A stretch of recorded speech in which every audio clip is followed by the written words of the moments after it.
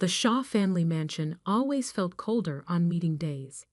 Maybe it was the marble floors, or the way voices echoed off high ceilings, or just the icy stares from relatives who saw me as nothing more than a disappointment. Today was especially frigid. I adjusted my simple black dress, a stark contrast to my cousin's designer labels, and took my usual seat at the massive oak table. Last row, far corner. The designated spot for the family's problem child. Olivia. Aunt Margaret's voice dripped with false concern. So glad you could join us. I nodded politely, watching as the room filled with the Shaw family hierarchy. Uncle Robert, the self-appointed patriarch since my father's death. His wife Margaret, forever playing the concerned aunt while wielding gossip like a weapon. Their children, James and Catherine, groomed from birth to take over the family business. And of course, my mother, Victoria Shaw, who'd spent the last 15 years trying to erase any trace of my father from my personality. Now that everyone's here, Uncle Robert began, standing at the head of the table, we need to discuss some concerning matters. I knew what was coming. I'd overheard the whispers, seen the worried glances, noticed how they'd been monitoring my movements more closely lately. Olivia, he turned to me, his voice carrying that particular tone reserved for difficult children. We've been reviewing your recent activities. Of course they had. The Shaw family specialty. Surveillance disguised as care. Your spending patterns are concerning, he continued. Multiple large transfers, substantial stock purchases, property investments in areas we don't approve of. I kept my face neutral, even as I felt my pulse quicken. They've been watching my accounts. Probably had someone at the bank feeding them information. Classic Shaw tactics. We're worried about you, dear, Aunt Margaret chimed in. These risky investments, these questionable business decisions, it's not appropriate for someone of your limited experience. Catherine, my cousin, barely concealed her smirk. We just want to protect you from yourself. Live.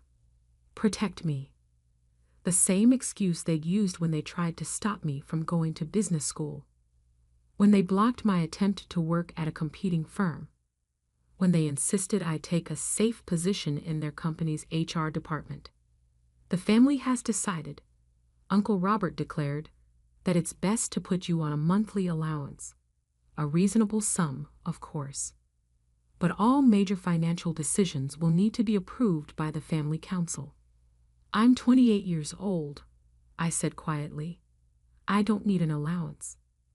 Don't be difficult, Olivia, my mother snapped. This is for your own good. You're too much like your father, always chasing wild schemes, never thinking things through. The mention of my father sent a familiar ache through my chest. Alexander Shaw, the black sheep who dared to challenge the family's conservative investment approach. Who'd seen opportunities where they saw risks? Who'd died in a car accident when I was 13, leaving me alone in this pit of vipers? Your father's reckless decisions almost bankrupted this family, Uncle Robert reminded me. We won't let history repeat itself. I opened my laptop slowly, deliberately.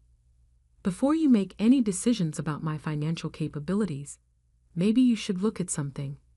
Olivia, my mother warned, but I was already turning the screen around. The first page showed a simple investment portfolio.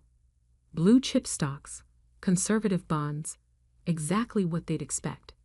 But as I clicked through to the next screen, the room temperature seemed to drop another 10 degrees.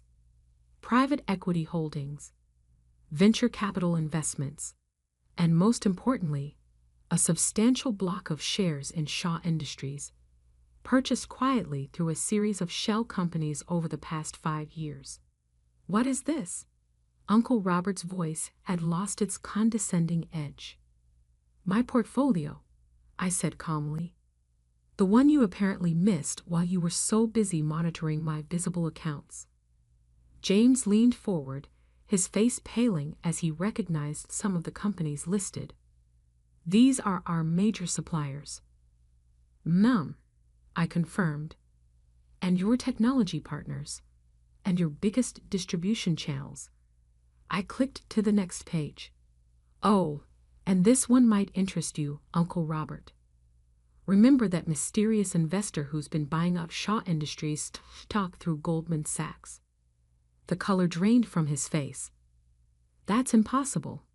We had our people check every buyer. Your people checked what I wanted them to see. I closed the laptop gently. My father taught me more than just wild schemes before he died. He taught me how to play the long game. You're lying, Catherine accused, but her voice shook slightly. There's no way you could have accumulated that much capital. I smiled, reaching into my bag for a folder I'd prepared. Remember that failing startup I invested in 3 years ago? The one you all mocked me for supporting? I slid the folder across the table. They were just acquired by Microsoft. For $8 billion. The silence that followed was deafening. My mother had gone completely still, her perfect posture frozen in shock. Aunt Margaret's mouth opened and closed like a fish out of water. I've spent the last 5 years building something, I continued, my voice steady. While you were all busy watching my decoy accounts, criticizing my questionable decisions, and planning to put me on an allowance, I was becoming your largest individual shareholder. Uncle Robert's hands were shaking as he flipped through the documents. Why? He managed finally. Why go through all this deception? I stood up, smoothing my simple dress. Because you never would have let me do it openly.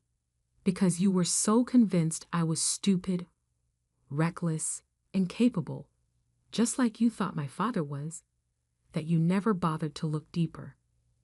The board meeting, James suddenly said, realization dawning on his face. Next week. The vote on the new direction for the company.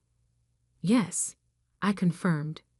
Interesting timing for this family meeting, isn't it? Trying to restrict my financial control just days before a major board vote. Uncle Robert took a step toward me, his face reddening. Now listen here, young lady. No, I cut him off. You listen. For 15 years, I've watched you run this company exactly the way you've run this family, through control, manipulation, and fear. That ends now. I picked up my laptop and turned to leave, then paused at the door. Oh, and about that allowance? I think we can table that discussion. I have a board meeting to prepare for. The last thing I heard as I walked out was Catherine's voice, barely a whisper. Dad, what just happened? I smiled as I stepped into the elevator. They had no idea that this was just the beginning. Monday's board meeting would bring revelations that would make today look like a minor family squabble. But for now, I had work to do.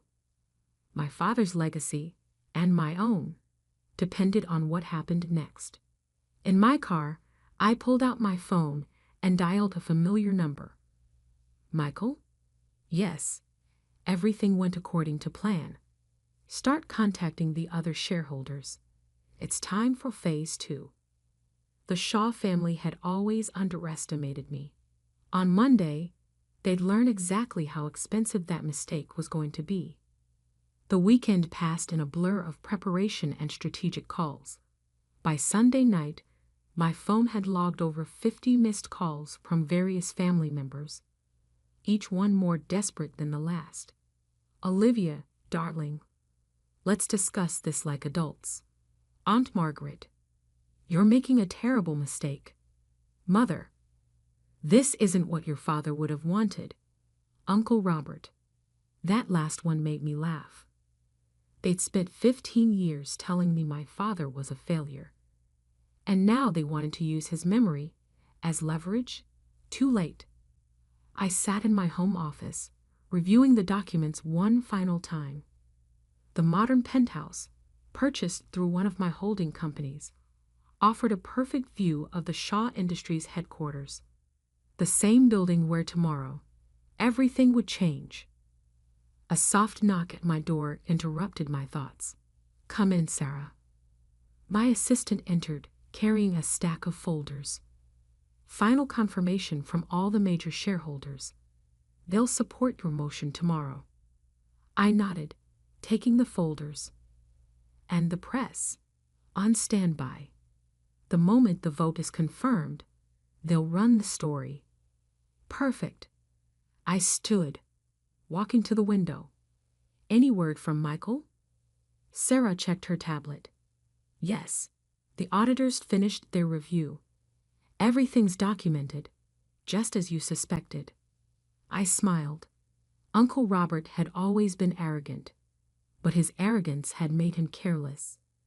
The audit had uncovered exactly what I'd hoped it would: years of questionable transactions, nepotistic deals, and buried financial misconduct. My phone buzzed again. James this time. I answered, putting it on speaker. "Olivia, please," he started, his voice uncharacteristically humble. "We can work something out." "Can we, cousin?" "Like when you worked out having me removed from the executive training program." He faltered. "That was years ago. We were kids." "No, James. You were kids playing with your inheritance. I was building my own legacy." "The board meeting tomorrow." He hesitated. "What exactly are you planning?" "Guess you'll have to show up and find out." I ended the call and turned to Sarah. "Everything ready for tomorrow?" She nodded. "Car will pick you up at 8 a.m. Security team's been briefed. All documents are prepared." "Good. Get some rest. Tomorrow will be interesting." After she left, I opened my safe and pulled out an old, worn leather journal, my father's business diary. I found it hidden in his study after the accident, protected from the family's thorough cleaning of his belongings. Inside were detailed notes about every corrupt deal, every manipulated contract, every instance of Uncle Robert's mismanagement. But more importantly, it contained my father's true vision for Shaw Industries: innovative, ethical, forward-thinking. Everything the current leadership feared. "Watch me, Dad," I whispered, touching the worn pages. "Watch me finish what you started." Monday morning arrived clear and cold. I dressed carefully: charcoal gray suit, pearl earrings that had belonged to my grandmother before the family had tried to deny me that inheritance too. Hair pulled back severe and professional. The lobby of Shaw Industries was buzzing when I arrived. Board members, shareholders, and executives all trying to look busy while stealing glances at me. News had spread fast. "Olivia." Uncle Robert's voice boomed across the marble floor. "A word before the meeting." I turned, facing him with a calm smile. "Sorry, Uncle. All communication should go through my legal team now." His face reddened. "This is family." "No," I cut him off. "This is business. You taught me that, remember? When you blocked my promotion? When you told everyone I was too emotional to handle client accounts?" He stepped closer, lowering his voice. "Whatever you're planning, think carefully. You could destroy everything we've built." "You mean everything you've stolen?" I matched his quiet tone. "Everything you've manipulated and corrupted since my father died." Before he could respond, the elevator opened, and Michael Anderson stepped out, my father's old friend, and now my closest ally in the business world. "Olivia," Michael called out warmly. "Ready for today?" Uncle Robert's face went pale. Michael was not only a respected industry figure, but also the head of the regulatory committee that oversaw family-owned corporations. More than ready, I replied, watching Uncle Robert retreat hastily. The boardroom filled quickly. I took my seat, not in my usual corner, but at the head of the table, the position of power I'd earned through years of patient strategy. Before we begin, Uncle Robert started, trying to maintain control. I think we should address the recent developments in family dynamics. Actually, I'd interrupted smoothly. We should follow the agenda. First item: leadership review and vote of confidence. I nodded to Sarah, who began distributing thick folders to each board member. What is this? Aunt Margaret demanded, flipping through the pages. A comprehensive audit of Shaw Industries management over the past 15 years. I replied. Pay special attention to pages 47 through 52. The evidence of financial misconduct is particularly interesting. The room erupted in whispers as people began reading. Uncle Robert's face went from red to white to gray in the span of seconds. This is a mistake, he stammered. These transactions were all approved. By you, I finished. Using your position as trustee after my father's death, including the systematic devaluation of his shares that should have been held in trust for me. James stood up, panic clear on his face. We can explain. Sit down, cousin, I said quietly. The time for explanations is over. Now it's time for changes. I stood, commanding the room's attention. As the majority shareholder of Shaw Industries, I call for an immediate vote on the current leadership. The next hour was chaos. Votes were cast. Accusations flew. Uncle Robert tried to challenge the legality of my share ownership, only to be shut down by both legal teams. In the end, the numbers were clear. 76% in favor of removal. Uncle Robert, Aunt Margaret, and their entire leadership team gone. Effective immediately. As security began escorting them out, my mother finally spoke up. What happens now? I turned to her, seeing fear in her eyes for the first time. Now? Now we rebuild, the way Dad always wanted. The press release went out within the hour. Shaw Industries announces major leadership change. Olivia Shaw takes control in historic board vote. By evening, I sat alone in what had been Uncle Robert's office, looking out over the city. The same view he'd had while plotting to keep me powerless. The irony wasn't lost on me. My phone buzzed. A text from Sarah. Your mother's downstairs. Should I send her up? I thought for a moment. Yes, it's time for another family meeting. Mother walked into the office like she was entering enemy territory, cautious, defensive, her designer handbag clutched like a shield. For a moment, looking at her perfectly coiffed hair and manicured appearance, I saw myself at 13, desperate for her approval, confused by her coldness after Dad's death. The prodigal daughter, she said, attempting sarcasm, but failing to hide her uncertainty. Satisfied with today's coup, I gestured to the chair across from me. Sit down, Mom. We need to talk. She perched on the edge of the seat, as if afraid to get too comfortable. I suppose you'll be removing me from the board as well. That depends, I replied, opening my laptop, on whether you're ready to hear the truth about Dad's death. Her perfectly composed face cracked slightly. What are you talking about? I turned the screen toward her. These are Dad's original business records. The ones Uncle Robert claimed were lost in the accident. Interesting how they showed up in his private safe, isn't it? Mother's hands began to shake. You've been in Robert's private files. I've been everywhere, Mom. In every account, Every hidden folder, every secret meeting minute. I know exactly what happened 15 years ago. The color drained from her face as I continued. Dad wasn't being reckless with company money. He discovered Uncle Robert's embezzlement scheme. The accident happened the day before he was planning to take evidence to the board. No, she whispered, but there was no conviction in her voice. Yes, I said firmly. And you knew. Maybe not everything, but you knew something wasn't right. That's why you let them push me aside, minimize me, try to keep me from asking too many questions. Tears began to slip down her cheeks, ruining her perfect makeup. They said they were protecting the family name. They were protecting themselves, I corrected.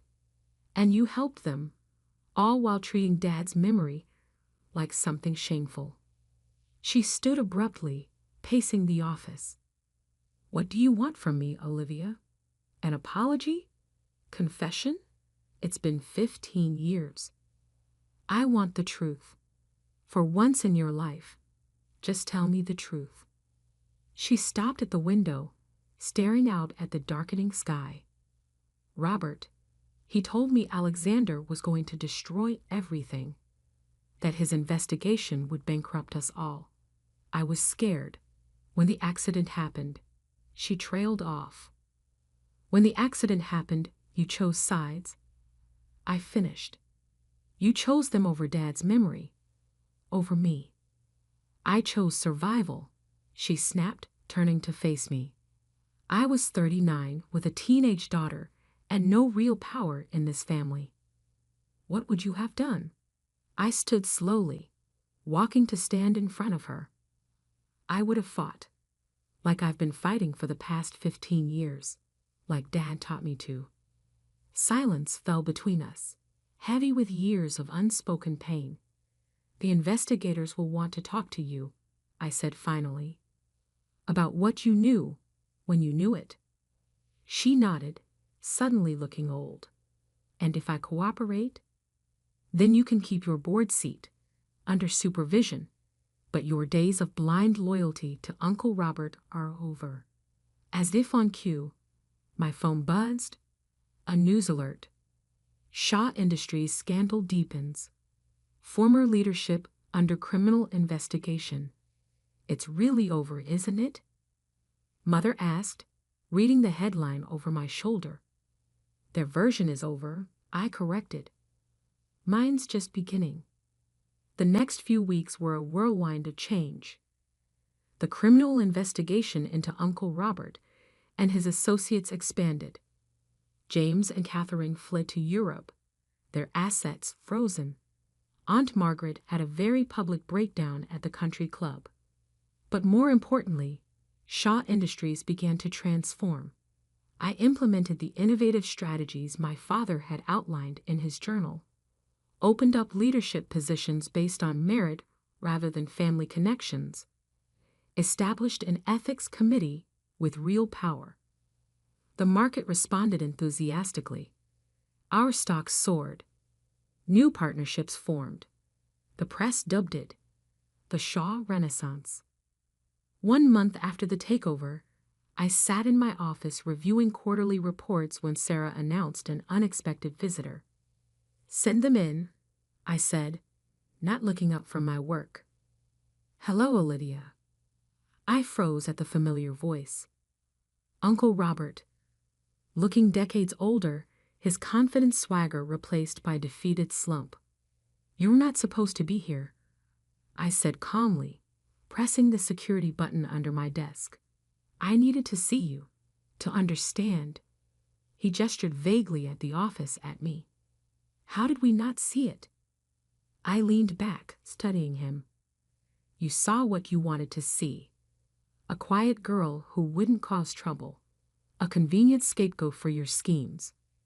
Your father, he started, then stopped. Alexander would be proud. Don't? I cut him off sharply. Don't you dare speak about my father. Security arrived, ready to escort him out. One last thing, he said as they took his arms. Was it worth it? Destroying your family for revenge? I stood, walking to face him. This wasn't about revenge, Uncle Robert. This was about justice. For Dad. For every person you've crushed under your power games.